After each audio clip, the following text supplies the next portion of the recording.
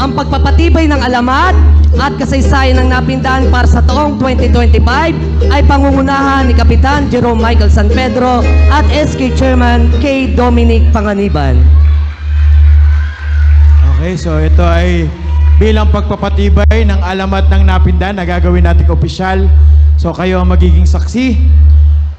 Ang impormasyon sa alamat ay hango sa kwento ng matatanda na taal na taga Napindan at galing sa Taguig City Library.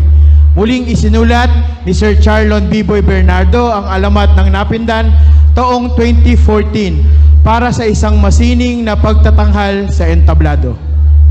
Si Sir Charlon Biboy Bernardo, licensed professional teacher, ay nagtapos ng kursong BS Education Major in English sa Jose Rizal University sa Mandaluyong.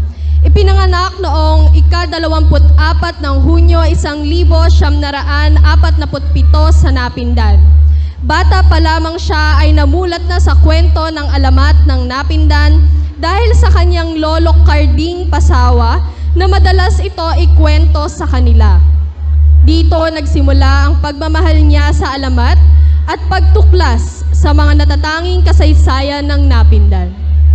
At dahil sa masining na pagkakalahad at makabuluhang interpretasyon na makailang ulit na ring nasaksihan ng publiko ang muling sulat ng alamat ng Napindan ni Ginoong Charlon Bernardo ng taong 2014 ay kinikilala ng Barangay Napindan, Lungsod ng Taguig bilang isang opisyal na alamat ng Napindan.